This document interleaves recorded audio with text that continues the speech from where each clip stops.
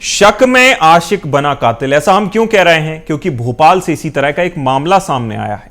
भोपाल में एक प्रेमी ने अपने प्रेमिका की गला दबाकर हत्या कर दी। हालांकि वह प्रेम करता था तो 2 दिनों तक उसके शव के साथ सोता रहा, उसके शव को अपने आसपास ही रखा, यानी कि शव को छोड़ा नहीं।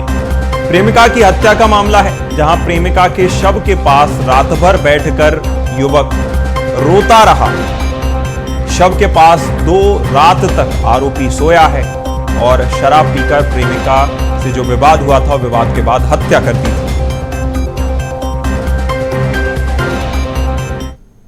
ये महिला है रितिका सेन, जो कि अपने बॉयफ्रेंड के साथ यहाँ रहती थी, जिनका नाम है सचिन राजपूत। ये विदिशा जिले के सिरोंज के रहने वाले हैं और ये दोनों लगभग 3.5 साल से लिव इन में थे। यहाँ करीब 9-10 महीने से रह रहे थे, जहाँ का ये घटनाक्रम है इस मकान में। और इनका 27 तारीख को आपस में विवाद हुआ है और विवाद होने के बाद विवाद इतना बढ़ गया कि जो ये राजपूत है, इसने अपनी प्रेमिका का गला दबा के हत्या कर दी और उसके बाद डेड बॉडी को कस के बांध कर सब करके और उसके बाद ये यहाँ से चला गया। फिर इसने ये बात नशे में अपने दोस्त को बताई कि मैंने उसकी हत्या कर दी है, तो शायद उसके दोस्त को भी विश्वास नहीं हुआ। लेकिन बाद में जब इनका नशा उतर गया तो फिर उसको फिर बताई ये चीज, तब उसने पुलिस को इन्फॉर्म किया और फिर वो हमारे पास कार्रवाई के लिए आया और उसकी सूचना पे हमने कार्रवाई की। बिल्कुल, कहीं ना कहीं आपने जिस तरह से महिला थाना प्रभारी को सुना, उन्होंने बताया कि युवक अपने आप में, युवक का व्यवहार काफी ज्यादा अलग रहा है। 2 दिन तक वह अपनी जो है प्रेमिका, जिसकी वह हत्या कर चुका था, उसके साथ ही रहा। चलिए, ज्यादा जानकारी के साथ ग्राउंड जीरो से सहयोगी रंजन भगत हमारे साथ जुड़ गए हैं। रंजन, देखिए, अपने आप में काफी ज्यादा संवेदनशील मामला है। 2 दिन तक शव के साथ, प्रेमिका के शव के साथ युवक बैठा रहता है और उसके शव को छोड़कर नहीं जाता, रोता रहता है। क्या है पूरा मामला और अब क्या अपडेट निकलकर सामने आ रहा है? भोपाल में एक सनसनीखेज सामने आया है, जिसमें कि एक प्रेमी ने अपनी ही प्रेमिका की हत्या कर दी। और जिस जगह पर प्रेमी ने प्रेमिका की हत्या की है, उसी जगह पर अभी हम मौजूद है। हम तस्वीरों के माध्यम से दिखाना चाहेंगे, यही वो रूम है जहां पर ये दोनों लिविंग रिलेशनशिप में रहते थे और करीबन 9 महीने से इसी कमरे में वो दोनों रहते थे। हालांकि इनका जो अफेयर है वो पिछले 2-2.5 सालों से चल रहा था, जहां पर अलग अलग जगह पर ये लोग रहते थे। लेकिन 9 महीने से इसी कमरे में वो रहते थे और आपसी विवाद के कारण बताया जा रहा है कि युवक ने अपनी प्रेमिका की हत्या कर दी, क्योंकि जो युवती है वो किसी प्राइवेट कंपनी में काम करती थी और युवक को लगातार उसके ऊपर शक हो रहा था और शक के कारण ही युवक ने युवती की गला दबाकर हत्या कर दी, जिसके बाद 2 से 3 दिनों तक इसी कमरे में लाश को वो छोड़ करके चला गया। और जब यहाँ के स्थानीय जो लोग हैं, जो मकान मालिक हैं, उनको जब बदबू आनी शुरू हुई तो उन्होंने डायल 100 टीम को कॉल किया और जब डायल 100 टीम को कॉल किया तो पुलिस मौके पर पहुंचती है और जब यहाँ पर देखा जाता है, कमरा खोला जाता है, तो देखा जाता है युवती जो है उसकी लाश पड़ी हुई है, उसी से बदबू आ रही है।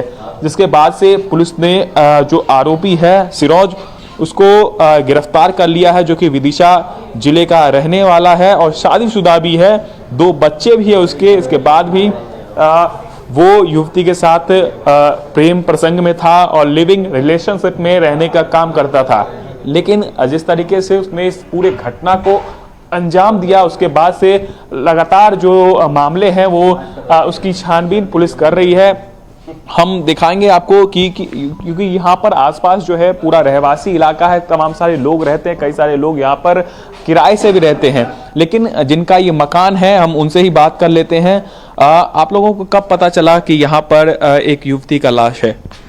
ये कल हम लोग फैमिली फंक्शन में गए थे, वल्लभ भवन, मामा जी का रिटायरमेंट था, तो वहाँ पे पुलिस द्वारा ही मुझे पता चलता है कि जो सचिन राजपूत है, उन्होंने आपके घर में ऐसा ऐसा कांड कर दिया है। तो आप लोगों ने इनकी सूचना पुलिस को दी थी या पुलिस कैसे पहुंचती यहाँ पर? ये पुलिस की जानकारी उसके मित्र ने ही दी थी इनको कि ये इसने जो भी 27 तारीख में जो सब बताया गया है, 27 तारीख को इसने मर्डर करा, जो भी करा, उसके बाद वो ये फ्रेंड के साथ कहीं दारू पी रहा था, तो वो दारू पीने में उसने कंसिडर करा कि मैंने ऐसा ऐसा कर दिया है, तो वो फ्रेंड ने ही 100 डायल करके ही सचिन राजपूत का खुलासा किया है। उसके बाद मुझे पता चला है कि ऐसा ऐसा हुआ है। बाकी 2 दिन से यहाँ कोई बदबू नहीं, क्योंकि बॉडी शायद रैप करके रखी थी, लपेट के रखी थी या जो भी हो।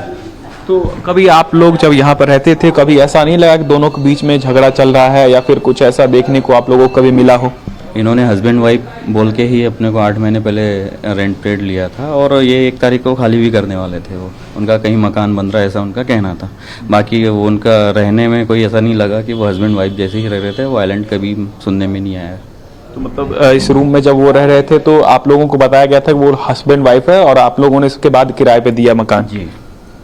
तो बिल्कुल देखिए, ये मकान मालिक है जहां पर ये दोनों आकर के रहते थे। हालांकि उन्होंने इस बात का भी खुलासा किया कि ये लोग हस्बैंड वाइफ बता करके रहते थे, लेकिन सब जब पुलिस ने पूरी जांच की तो पता चला ये लोग लिविंग रिलेशनशिप में रह रहे हैं और युवक की पहले से शादी भी हो चुकी है, 2 बच्चे भी है। उसके बाद भी ये एक अपनी प्रेमिका के साथ जो है इसी कमरे में रहता था।